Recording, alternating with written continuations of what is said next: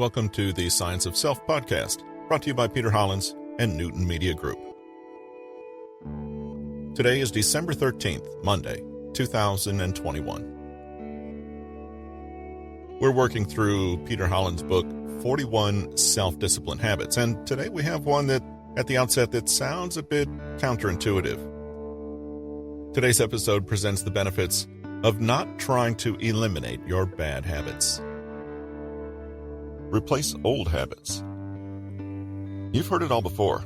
Good habits are the foundation of a healthy, successful life. But here's the good news.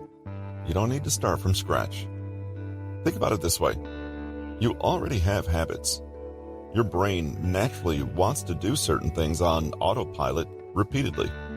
You just have to make sure that the thing you're doing automatically is the best possible option for you. Most of the time, bad habits are simply a way of dealing with stress and boredom. Everything from biting your nails to overspending on a shopping spree to drinking every weekend to wasting time on the internet.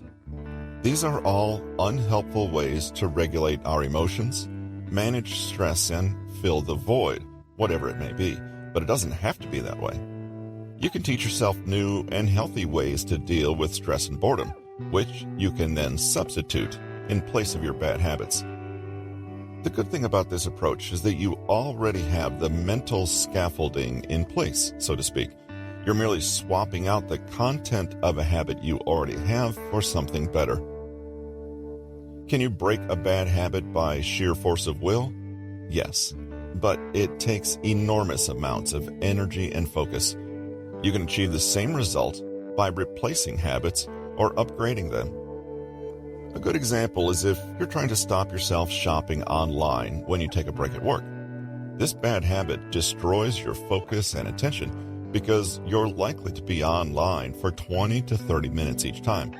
But maybe you find that every time you're tempted to shop, you're faced simply with a big gaping hole in your schedule and the unfulfilled desire to browse your favorite sites. It's an uphill battle each time. What now? Firstly, recognize that bad habits, as harmful as they are serving a purpose and have some benefit in your life.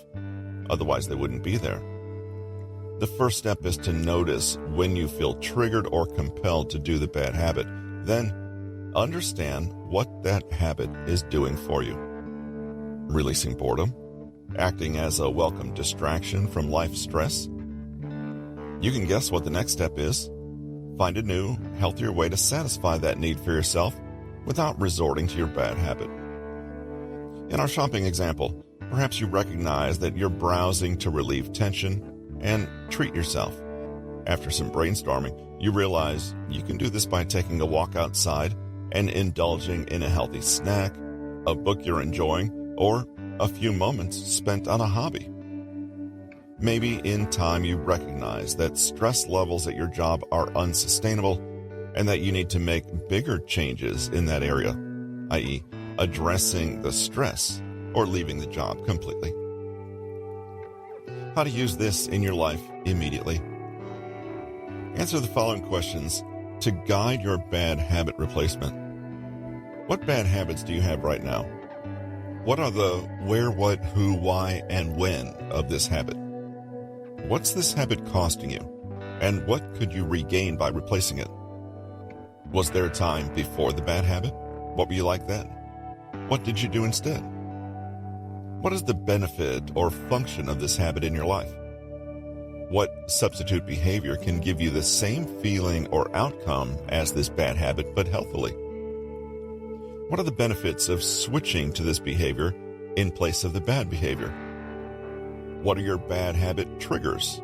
Think who, where, why, how. Can you visualize yourself perceiving these triggers but focusing your attention on the new habit instead? What could you do immediately afterward to reward yourself for diverting to this better habit? We'd like you to help us keep this podcast sponsor-free. Please take a moment in your podcast provider to subscribe to the podcast, leave a rating and a review, and share an episode or the podcast itself with a friend.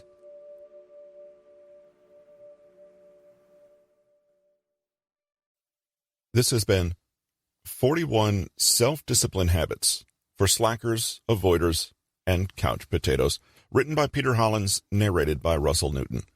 Copyright 2021 by Peter Hollins. Production copyright by Peter Hollins.